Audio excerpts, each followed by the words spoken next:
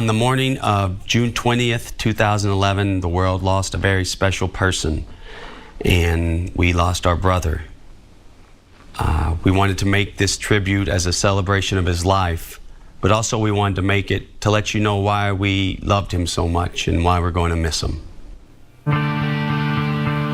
Police are investigating the cause of a fiery car crash that killed 2 people, including Ryan Dunn, one of the stars of the popular MTV show Jackass.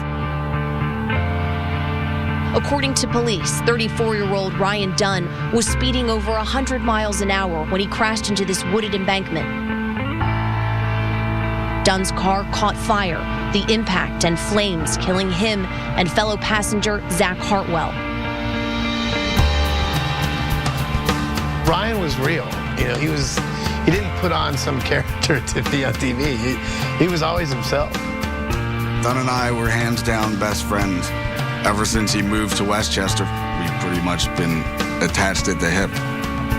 He was just the sweetest guy. You know, he had so much love about him.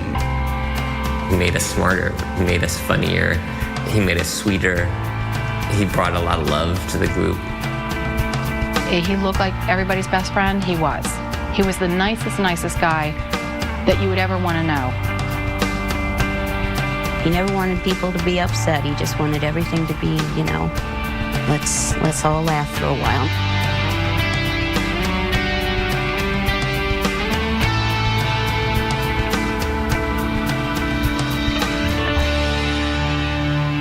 Ryan was born June 11th, 1977. We lived in southern Medina County, and then we moved to Brecksville when he was 2 years old. He smiled all the time, even as a little baby. And as he got older, he was very mischievous. He hated school from day one, and I think that's probably what started him off. He just did not like school, and he cried a lot. So he got the nickname Crying Ryan. According to my other 2 children, it was because I babied him, and that's why he cried. But, of course, I wouldn't admit to that. He never was limited by reality. If he thought it'd make you laugh and entertain you by telling you he jumped off of the balcony and, you know, landed on a goose and rode around the lake, that's what you're gonna get. He was happiest whenever he could make anybody smile or laugh. That's all he ever wanted. And it was from as early on as I can remember, that was his motivation. And then we went to Westchester when he was 16. And he loved Westchester as soon as he got there. Hello there, Bam. I met Ryan when I was 12 years old. He came from Cleveland, Ohio. He went to East High School with me, my brother, Brandon DiCamello, Chris Rabb, and we just kind of hit it off right away. And we started this really terrible band called Soul Roach. God, I can't believe I'm saying that. It's pure excitement here at Soul Roach City. Let's take a picture of the shirt. Jess, stand up. Let's see the shirt. That is Soul Roach. I started this band with some guys from Westchester, and we didn't have a singer, and he's like, I'll sing. And I was like, oh, can you sing? He's like, no. But I don't know, he just was such a character that he made like a good front man in a band, you know? Bam here is my backup singer. He's a professional skateboarder and he's cool. So we got accepted to the Battle of the Bands at East High School, and we came in last.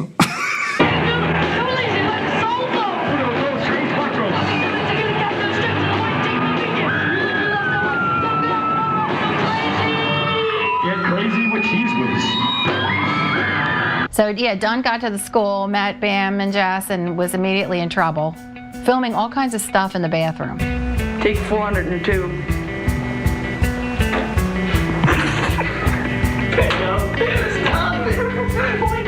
Actually, they were over at the school more when the school was closed than when the school was open.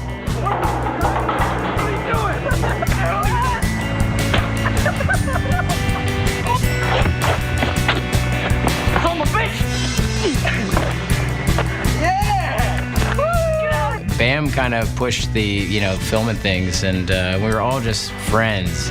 Jared was calling me Bud. How he fit up there? And then it kind of just drifted into like doing dumb stuff to kind of amuse ourselves.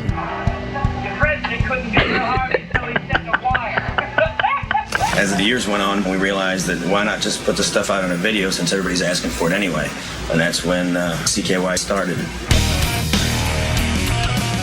Dunn knew that I was working on a video called CKY, and he was like the primetime go-to guy. He just wanted to be in the video so bad. So he jumped off this building into this bush. At that point, I knew that he's the main guy to go to when you want to get footage. What do you think would happen if we put that down and you just biked off of it, like moving? I don't know, we can find out. I just remember he was always the first one to do, like, somebody would come up with the craziest idea, like drive this bike off the church into this bush. And everyone's like, dude, no way. And he'd be the one to do it, always, you know? He was like fearless. 1 pound rigatoni coming up! Yeah!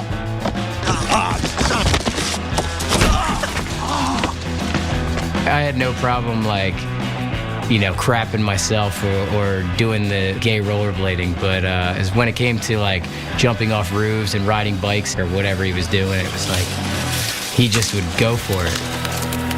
One of the first things I remember seeing him do, well, actually, he didn't do anything. He was sleeping. Congratulations. He was sleeping and D. Camillo rubbed poop in his face.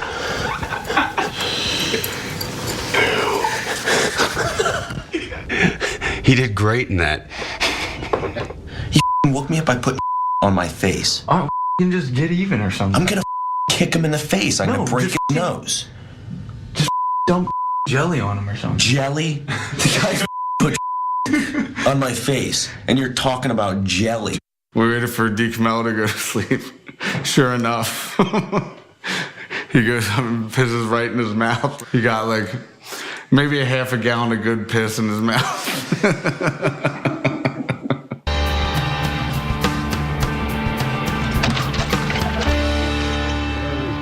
When this whole thing started with the CKY movies, and then when Jackass came about, that's when he really started to blossom.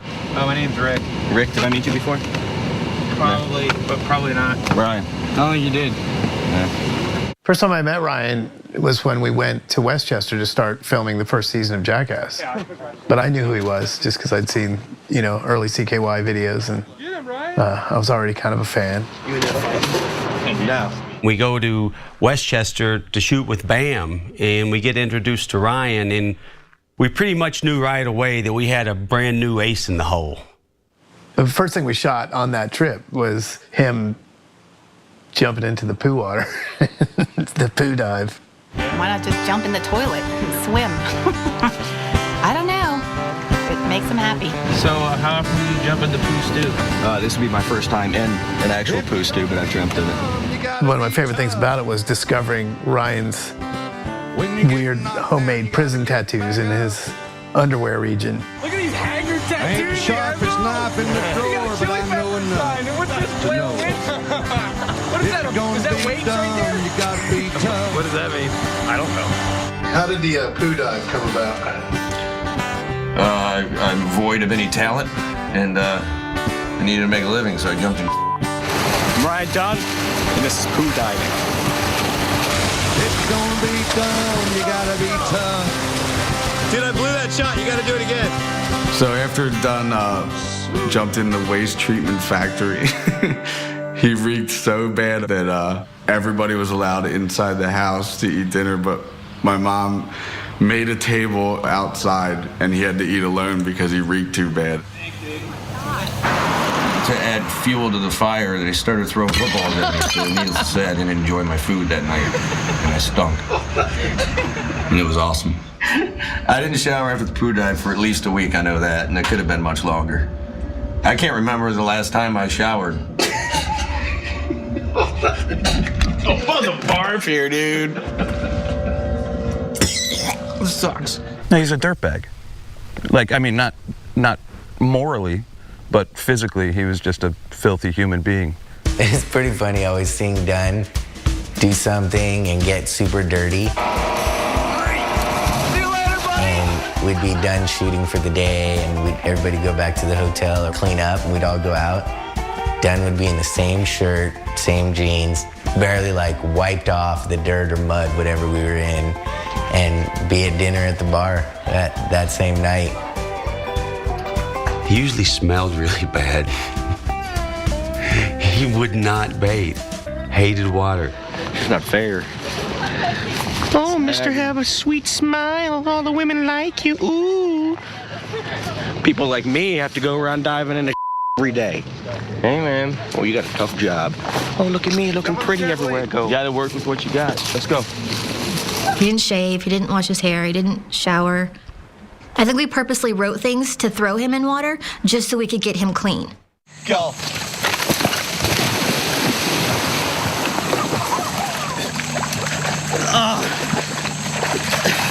Sick.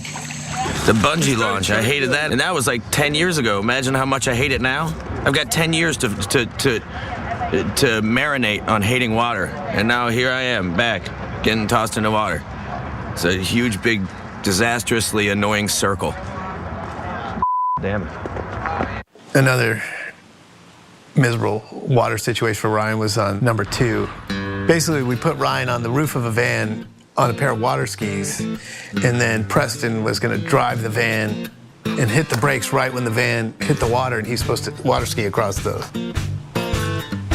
lake. How solid do you feel up there? Like, I don't know. I don't think I've ever done this before. If Ryan Dunn doesn't get hurt on this one, this whole skid is riding on my badass intro. You know, not being a stunt driver or trained in any way, he stopped way too short. And he didn't skim, he just went straight down to his face. Into cement and muck and... Why did that not make it? What happened? Ryan was mad because he took a major fall on that and it never got seen, so. Here's our chance to let the world see some of Ryan's beautiful art. Now it's time to rediscover the lost art of van surfing. Ryan Dunn will play the role of Teen Wolf, while Preston Lacey plays the role of his cool bro Styles.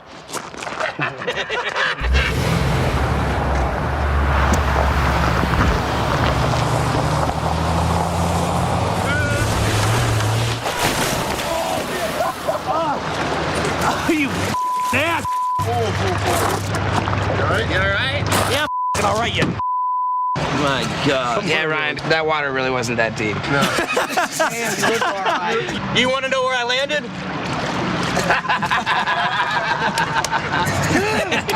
Yeah!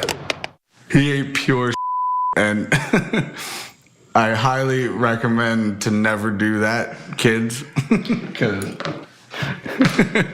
he got muffed up, didn't he? Yeah, you did. You are not very good at skiing. You're not really good at anything. You're not very good at skiing. I haven't found one thing I'm good at.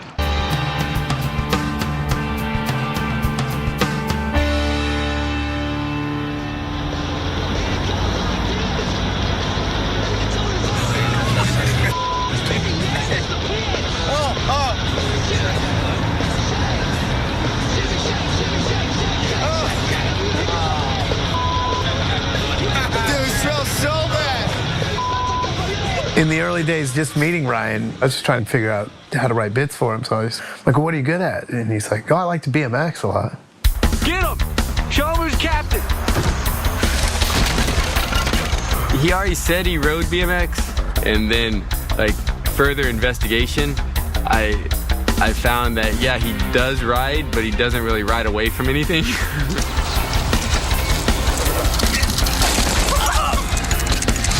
And he was very much into like going for things that, you know, there was no way he was going to make it from the beginning.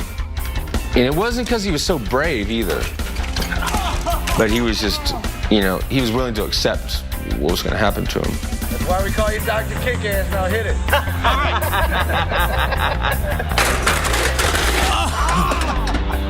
Yeah, he was very graceful in his wipeouts. Not really, actually. Now that I think about it, he slammed pretty hard. If we were trying to do a stunt and people keep landing it, We would just send in Ryan to finish it off. I think Bam was great at it the first time, and now Dunn stepped in to up the failure rate to an all-time high.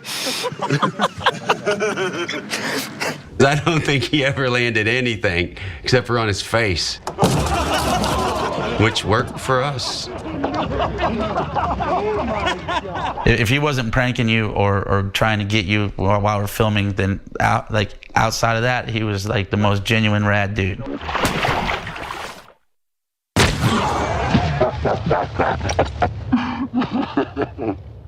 If Jackass is looking for a certain type, it's a guy that's just so willing to do something that he knows is going to fail, he knows it's going to hurt, and do it with such grace and style. He was the epitome of a jackass, you know? What have you been kind of dreading the most about shooting in the film? Like, what stunt were you kind of the most worried about before you did it? I put a toy car in my butt. You really have to ask me that.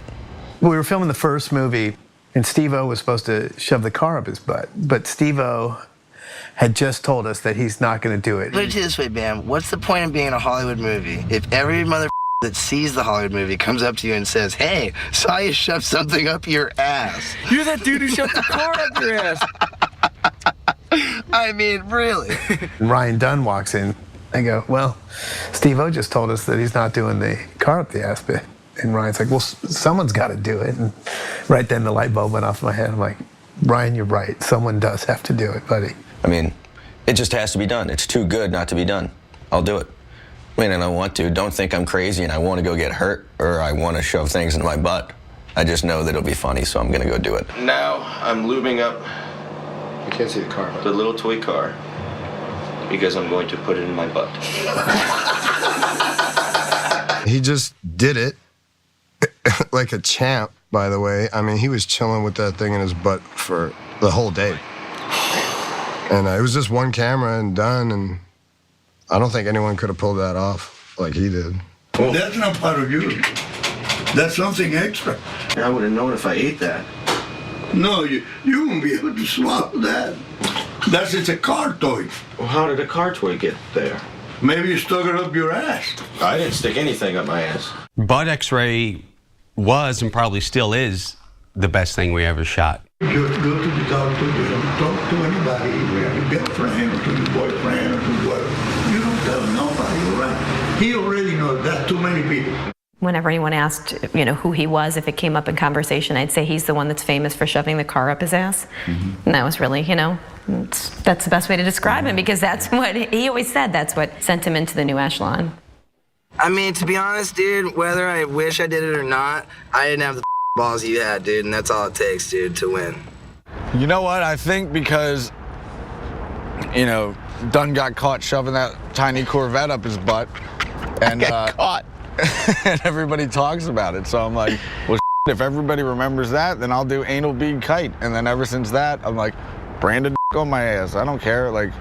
So I just have a lot of bits involving my ass simply because he got caught shoving a Corvette up his butt. So you're just admitting to stealing my thunder right here in front of me? A little bit, right here and now.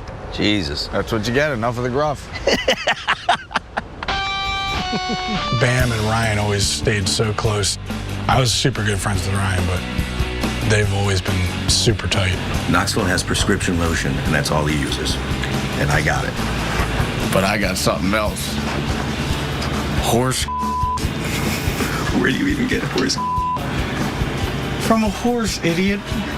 They had their own lives, but they just were so close. Really, really close. Really close. I'm not whipping your out. All right, well, pull the fat up. Get up. I'm at it.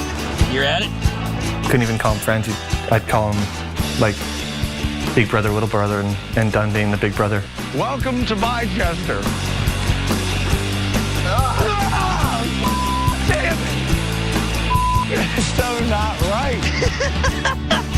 And not just Jackass, even through all the stuff they went through together, they stayed close and remained friends, and that says a lot. Dunn and I were hands down best friends. We went everywhere together. We flew everywhere together. We'd crack the most random jokes. We had the same sense of humor. He was my main man.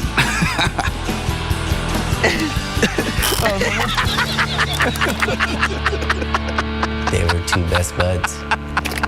And it's weird now that it's not like that anymore.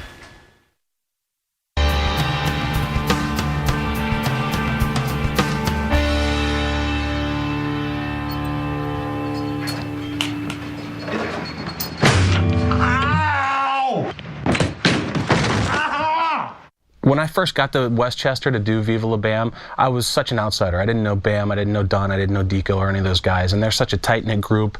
They wanted nothing to do with me and the crew I was there with. Me and Dunn pushed the producer's rental car into his rental apartment.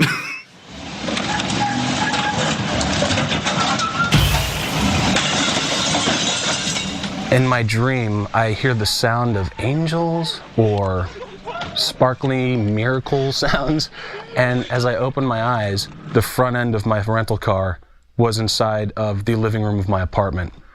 And the sound that I thought were angels was the sound of shards of glass falling from the door frame. I'm so going to jail for that! $5,000 later, we settled it in court. It wasn't necessarily the first day, but I felt like immediately over time, Dunn definitely tried to make a connection. And by the time I'd finished up the very first season of Viva La Bam, I just felt like Dunn and I were best friends. I mean, the beauty of Ryan was that he made everybody feel like they were his best friend. He was just that genuinely interested in who you were and what you were about. And I think more than anything, when I reflect back on meeting him for the first time on the Homewrecker set, is when he saw me for the first time, he just gave me a big hug, like we had been friends forever. I mean, treated everybody exactly the same. Like, I don't care if you're Johnny Knoxville or, you know, a lighting rigger or whatever. Like, every single person that he talked to or hung out, he made them feel like, you know, they were best buds. I've never seen Dunn guarded with people. We would be out in public and people, you know, always coming up to him. Like, they wanted an autograph or what. He would sit there and chat with them forever. You know, he just loved talking to people. He's really open. And I wish I was that open. I was a fan first, you know, and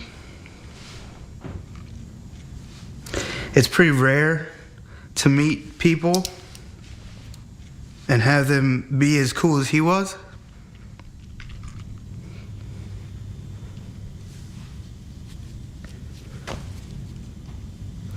He truly was a cool dude.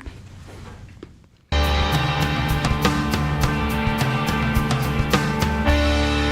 of these, which one do you think would be some of the most slippery? I recommend maybe the soap-based material or vegetable oil. Mm-hmm. This is a polymer, by the way. What is polymer? Polymer is a chemical. No, don't do that. Ryan and I actually met when I came in to do a chemistry test for Proving Ground, which is the show that we ended up doing on G4. So does that machine check flavor? You must be kidding. What are you doing? That's good. He just was the most interesting person to talk to. Like, every once in a while I would make a comment about something we were doing or where we were going, and he knew so much stuff about it. I'm like, where did that come from? Yeah, when we first met Ryan, he sold himself as I'm a pro BMX rider, I'm a race car driver, I'm a scientist. Oh man, everything you could imagine. I believe Ryan Dunn knows what he's doing because he told me he studies physics.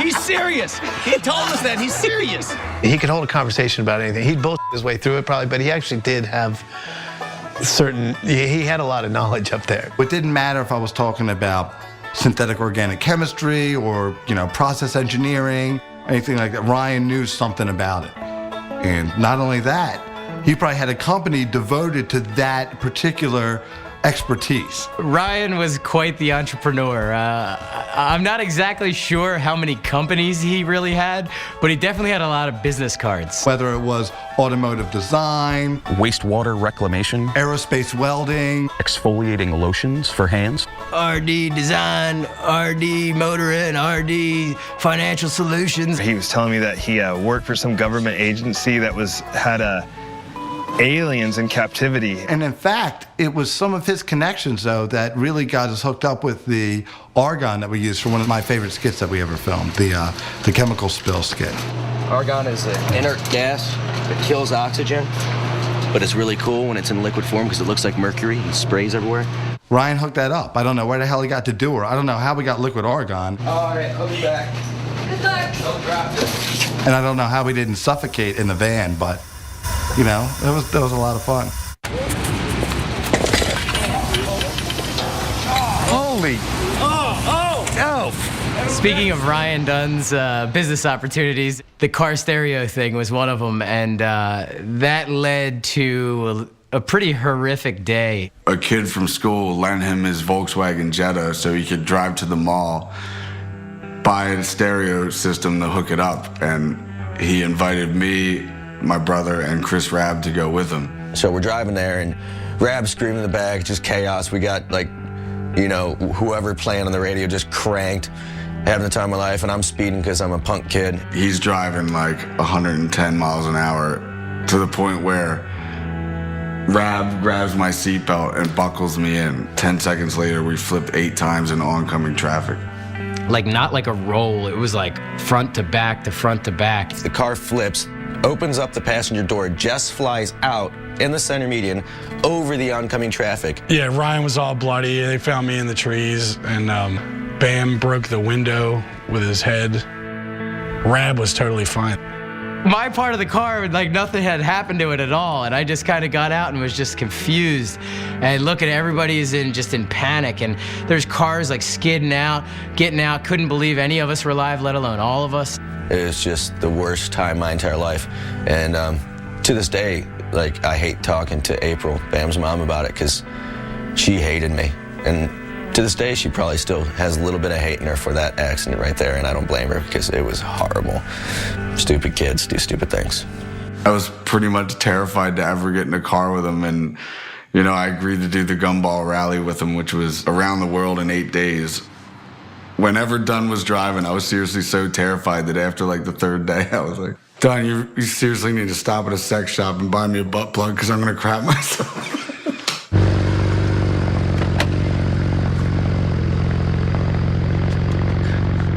This is the new race car. We're prepping it now for this year's 12-hour endurance race, and hopefully we won't be landing in 5th or 4th or 3rd. We'll be landing in 1st, or else I'd be very upset. He is a good race car driver. He did do a race in West Virginia, and he got 1st place. I don't even know how many cars he had, but he was so into it. He would just, you know, buy these crazy fast cars, take them all apart, put them all back together again, customize them. He was way into it. Full-blown gearhead. You know, started from skateboards to bicycles to, you know, eventually cars. But anything could get him moving a little faster intrigued him. What do you think's happening here with this one? Go check his oil. How about this? Blew it up again. Don't buy a car made by Dolce & Gabbana and you'll be fine.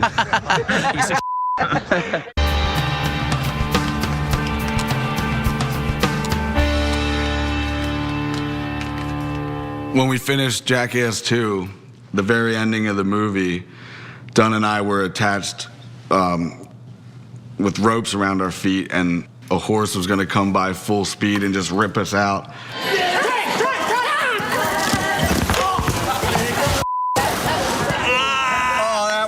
Tell me you f***ing slapped that horse. Okay, not okay. Yeah, I'm all right. No, I'm fine. I got this broken. I'm just going to myself. So just don't touch my leg. Dunn landed really wrong and messed his shoulder up and wound up getting a blood clot. It was really scary. It was scary to all of us because, you know, we don't think about that stuff. And then, you know, blood clot is really dangerous because if a chunk of that went into his heart or into his brain, he would die. I've never seen a man more scared in my life. I mean, they literally took him from a checkup at his physician straight to the hospital and told him, hey man, you could die any minute, you know? And it was, he had the fear of God put in him. It was pretty dire. I mean, like what was going on with him. So he had to be on all kinds of, I think, you know, these clot busting drugs and things like that. And it really kind of put him into a funk. Jackass 2, behind the scenes, take 3. You got it done. Almost done. Ugh. Sense the excitement. What? I sense the excitement. I'm on medication. The last thing I can be thinking about right now is Are you hurting? oh God, you don't even understand. Got a Are you sick? Yeah. I got blood clot, nerve damage. All because of this garbage, so shoot. I just put 2 needles in my body. That was fun. Gotta go do some more. So let's shoot. This interview. So not only did he have this blood clot, but he had Lyme disease. That's something that sort of just makes you miserable, takes all your energy out. And he went from this, you know, fearless immortal to a guy that was giving himself shots every day just to remain upright. Being frightened and hurt, he's kind of withdrew into, well, at least away from us.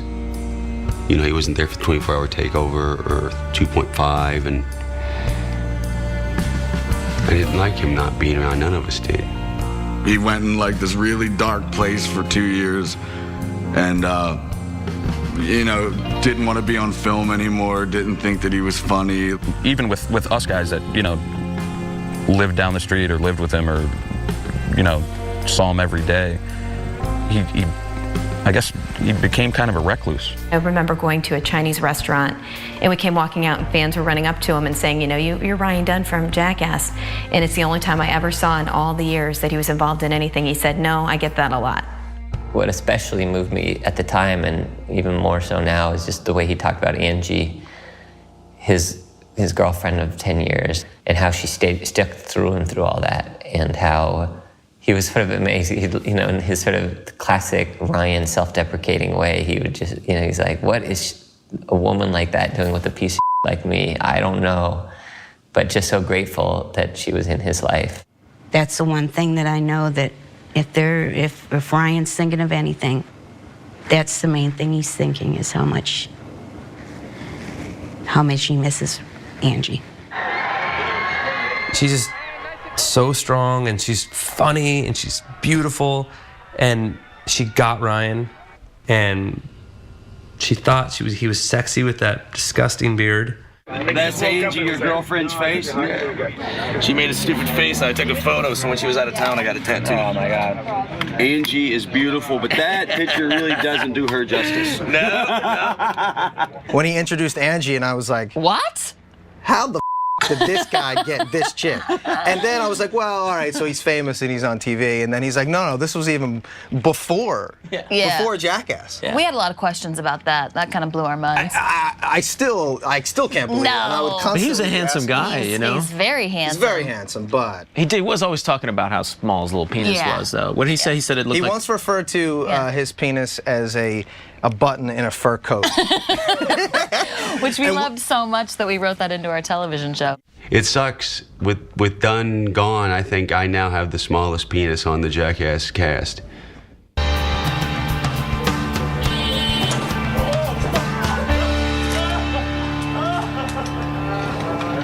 So Ryan had completely disappeared from us. You know, I hadn't talked to him in 2 years. And then in spring of 2009, we went to Bam's house to shoot for Nitro Circus. Ryan, I guess, had been just coming out of his cave a little bit. And we filmed with him, and it was just like nothing had ever changed. You know, it was just awesome.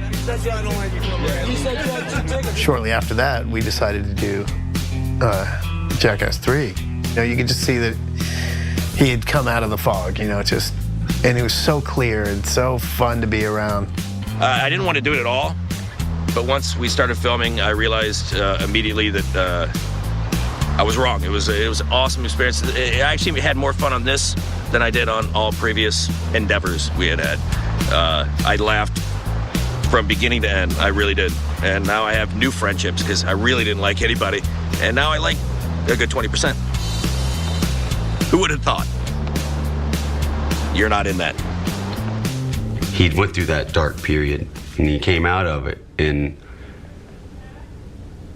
yeah, and he was brilliant in the third one. He was a brilliant friend.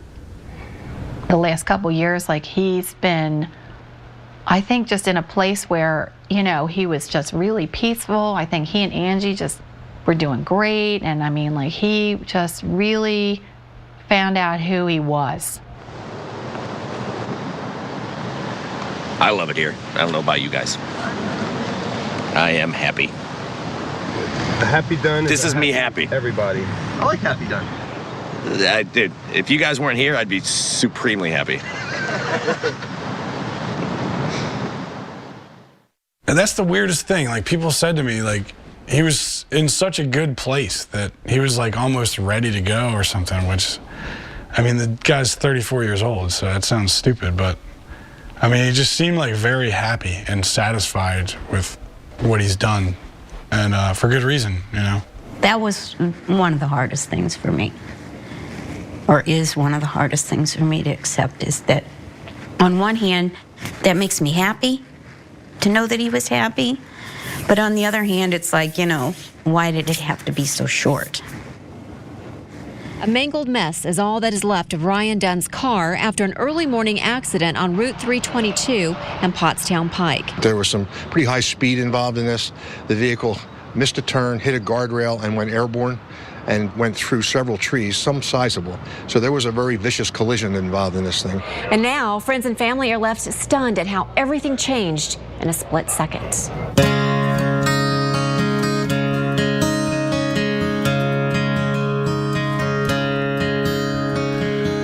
There are stars so distant, the light that left them ages ago just came into view. That twinkling we're seeing now may be. There's been rumors before on the internet about some of the cast dying or something, so I didn't think it was real. That's the way. I was in shock. I didn't believe it. You know, it still doesn't feel real. I don't know if it's ever going to really completely sink in. Part of me doesn't want it to, but just so we know, I guess that's the way it's got to be. We've been doing this for so long, you know, like, we're a family. God lets the light outlive the star. You know, to think that that's it, and we're not going to see him again. I wish he wouldn't always drive so fast, and he always did. I wish he wasn't drinking that night too, you know. We lost him and Zach. You know, Zach Hartwell was also in that car. Sometimes when you have a larger-than-life personality who is in an accident, you only hear about the one person, but he was just such a happy guy, always that upbeat person. Ryan introduced us to Zach when we were filming number 2. He was this gnarly military man, and then also just a fun-loving guy that could hang with a bunch of jackasses, you know? God lets the light outlive the star. There's such a hole in the family now. Jackass is really, it's never gonna be the same. It's the worst thing ever. So many people around the world reached out, flooded our site, you know, and they still do, about Ryan. It was really sweet what the Kings of Leon guys did. Huge banners behind the stage and dedicated the song to him. For our good friend Ryan, rest in peace. I just hope Ryan would be remembered, not for some of the crazy things he did, or shoving a car up his ass, or, you know, or the fact he liked to drive fast. I hope he's remembered as the sum of all those things, as that he did all of them with passion. He lived life. He knew how to live life. He was such a good person, and I think he, you know, made me a little better person, just knowing him. that rubs off, you know? Let me just say there is a cranium that overflows with wasted images of the way back. Useless figures well kept intact. Clean up the mess and then you can start with yours truly. I bid farewell and adieu my dear. I bid farewell and adieu my dear. I gotta get in there bareback. I'm Ryan Dunn, and I'm let's just do it. This water is roughly about 32 degrees. I'm Ryan Dunn, and I'm going to jump in it for your entertainment. You're watching Jackass. Oh, God, it's cold. Dude, you got this. Massive. Yes.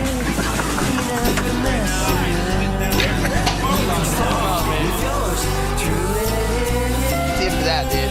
Great job, man.